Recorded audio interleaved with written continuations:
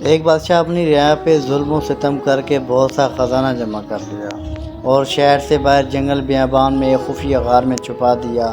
اس خزانے کی صرف 2 چابیاں تھیں، ایک بادشاہ کے پاس، دوسری اس کے معتمد وزیر کے پاس۔ ان 2 کے علاوہ کسی کو اس خزانے کی خبر نہیں تھی۔ ایک دن صبح کو بادشاہ اکیلا سیر کو نکلا اور اپنے خزانے کو دیکھنے کے لیے دروازہ کھول کر اس میں داخل ہو گیا۔ خزانے کے کمروں میں سونے، چاندی، جواہرات کے ڈھیر لگے ہوئے تھے۔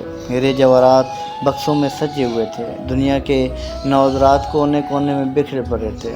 وہ ان کو دیکھ دیکھ کر بہت خوش ہوا۔ اسی دوران اتفاقیہ اس کے وزیر کا اس علاقے سے گزر ہوا۔ اس نے خزانے کا دروازہ کھلا دیکھا تو حیران رہ گیا۔ اسے خیال ہوا کہ کل رات جب وہ خزانہ دیکھنے آیا تھا، شاید اس وقت وہ دروازہ بند کرنا بھول گیا تھا۔ اس نے جلدی سے دروازہ بند کر کے باہر سے مقفل کر دیا۔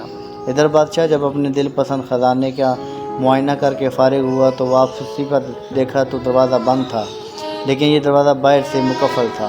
اس نے زور زور سے دروازہ پیٹنا شروع کر دیا، چلانا شروع کر دیا، لیکن افسوس اس کی آواز سننے والا وہاں کوئی نہ تھا۔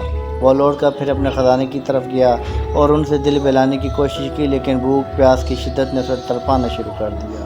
وہ پھر بھاگ کر دروازے کی طرف آیا، لیکن وہ بدستور بند تھا۔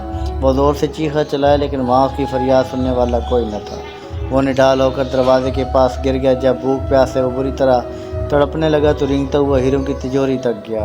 اس نے اسے کھول کر بڑے بڑے ہیرے دیکھے جن کی قیمت لاکھوں کروڑوں میں تھی۔ اس نے بڑے خوش آمدانہ انداز میں کہا، اے لاکھ پتی ہیروں، مجھے ایک وقت کا کھانا دے دو۔ اسے ایسے لگا جیسے وہ ہیرے زور زور سے کہہ کے لگا رہے ہوں۔ اس نے ان ہیروں کو دیوار پر دے مارا۔ پھر وہ گھسیٹتا ہوا موتیوں کے پاس گیا اور ان سے بھیک مانگنے لگا، اے آبدار موتیوں، مجھے ایک گلاس پانی دے دو۔ لیکن موتیوں نے ایک بار پھر کہہ کر لگایا اور کہا، اے دولت کے پجاری، کاش تو نے دولت کی حقیقت سمجھ لی ہوتی۔ تیری ساری عمر کی دولت تجھے ایک وقت کا کھانا اور پانی نہیں دے سکتی۔ بادشاہ چکرا کر گر گیا۔ جب اسے ہوش آیا تو اس نے سارے ہیرے اور موتی بکھیر کر دیوار کے پاس اپنا بستر بنایا اور اس پر لیٹ گیا۔ وہ دنیا کو ایک پیغام دینا چاہتا تھا، لیکن اس کے پاس کاغذ اور قلم نہیں تھا۔ اس نے پتھر سے اپنی انگلی کچلی اور بہتے ہوئے خون سے دیوار پر کچھ لکھ دیا۔ حکومتی عہدیدار بادشاہ کو تلاش کرتے رہے، لیکن بادشاہ نہ ملا۔ جب کئی دن کی تلاش کے بعد وزیر خزانہ کا معائنہ کرنے آیا تو دیکھا بادشاہ ہیرے جواہرات کے بستر پر مردہ پڑا ہے اور سامنے کی دیوار پر خون سے لکھا تھا، یہ ساری دولت ایک گلاس پانی کے برابر بھی نہیں ہے۔ اب اندازہ لگا لے کہ یہاں پر جس طرح دولت جمع کر کے عوام کو غربت کی غاروں میں دھکیل کر دنیاوی ہوس کے جو مظاہرے ہو رہے ہیں، ان کے چہرے بھی بے نقاب ہو چکے ہیں۔ یہاں نہیں صحیح مگر اللہ کو کیا جواب دو گے؟ اگر ویڈیو اچھی لگے تو لائک اور شیئر ضرور کیجیے گا۔